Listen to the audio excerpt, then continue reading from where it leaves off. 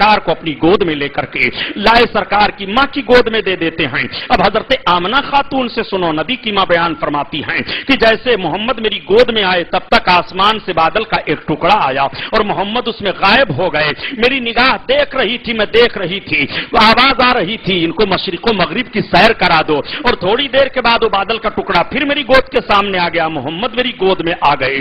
نبی کونین کی ماں بیان فرماتی ہیں کہ جب میرے بیٹے محمد کی ولادت کا وقت قریب ہوا پیدائش کا, تو جیسے آج عورتوں کے بچے پیدا ہوتے ہیں تو عورتوں کو دقتوں کا سامنا کرنا پڑتا ہے.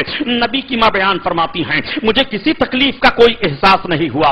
آج جب کسی عورت کو بچہ پیدا ہوتا ہے تو اس کے نگاہوں کے سامنے پردہ چھا جاتا ہے شدت تکلیف سے, روشنی ختم ہو جایا کرتی ہے گویا. لیکن نبی کی ماں بیان فرما رہی ہیں کہ جب میرے بیٹے محمد کی ولادت بسعادت ہوئی ہے تو میری نگاہیں اتنی روشن ہو گئی تھی, اتنا نور چھا گیا تھا کہ میں نے ایران کی چراگاہوں میں جو اونٹ چل رہے تھے اور ان کی گردنوں میں جو قلادے پڑے تھے وہ دیکھ لیا.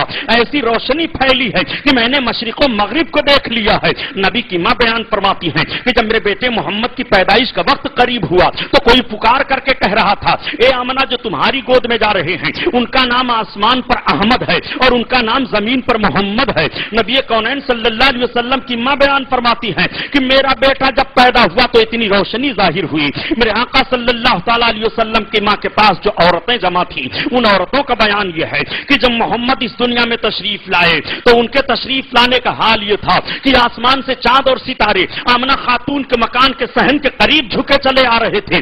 آخر یہ چاند اور ستارے کیوں جھکے چلے آ رہے ہیں؟ آج بھی علم نجوم کا یہ کہنا ہے کہ چاند جب زمین کے قریب دکھائی دے تو اس وقت آپ سمجھ لو کہ کوئی ایسا بچہ پیدا ہوا ہے جو کسی ملک کا سردار بنے گا, کسی ملک کا بادشاہ بنے گا, کسی ملک کا وزیر بنے گا. جب چاند قریب ہو جائے تو دنیا میں کسی بڑے کی پیدائش ہوتی ہے. میرے آقا صلی اللہ علیہ وسلم کی ولادت بسعادت ہوئی ہے, یہ چاند اور ستارے جھکے چلے آ رہے ہیں. عورتیں بیان کر رہی ہیں ایسا لگ رہا تھا کہ آمنہ خاتون کے مکان کے صحن میں یہ چاند اور ستارے گر پڑیں گے. یہ چاند اور ستارے کیوں چلے آ رہے ہیں؟ اعلیٰ حضرت کی زبان سے پوچھو.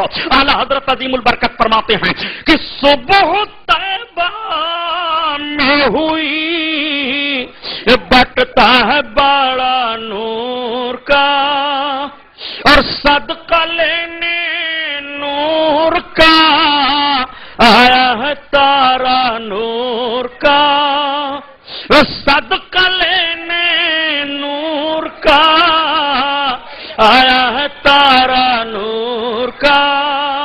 آپ لوگ بیٹھ جائیے. کیا کر رہے ہو بھائی؟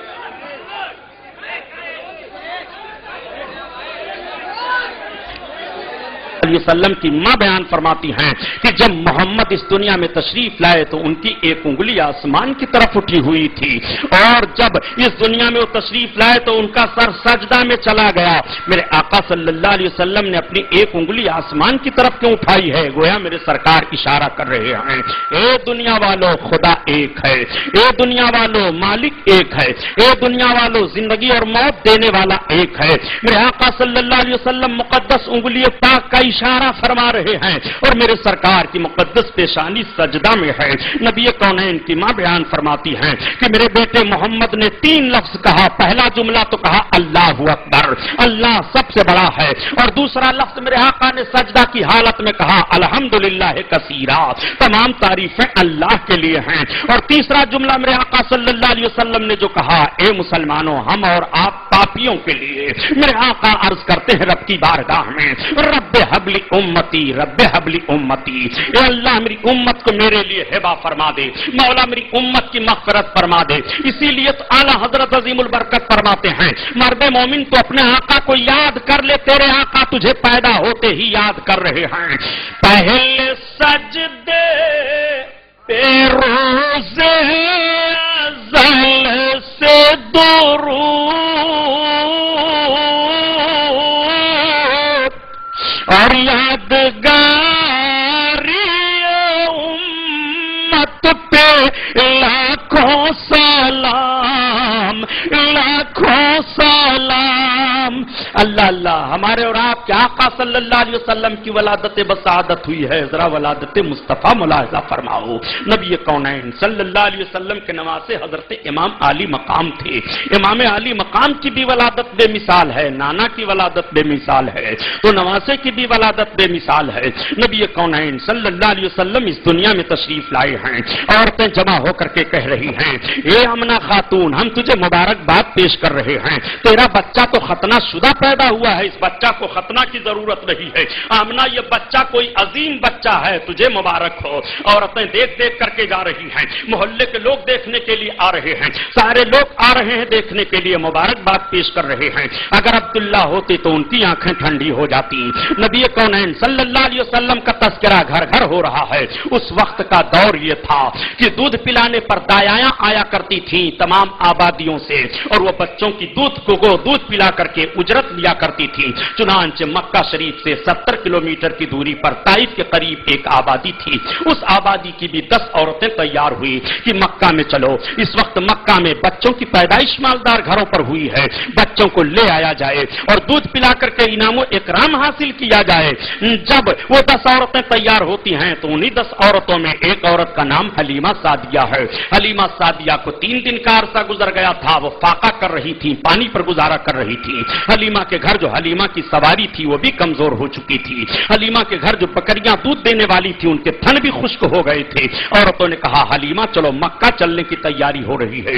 حلیمہ نے کہا میں مکہ نہیں جا پاؤں گی، میرے پاس اتنی طاقت نہیں ہے۔ عورتوں نے کہا حلیمہ تجھے چلنا پڑے گا۔ چنانچہ عورتوں نے حلیمہ کو بھی تیار کر لیا، حلیمہ کے شوہر بھی تیار ہو گئے۔ حلیمہ ان عورتوں کے ساتھ مکہ المکرمہ آ رہی ہیں۔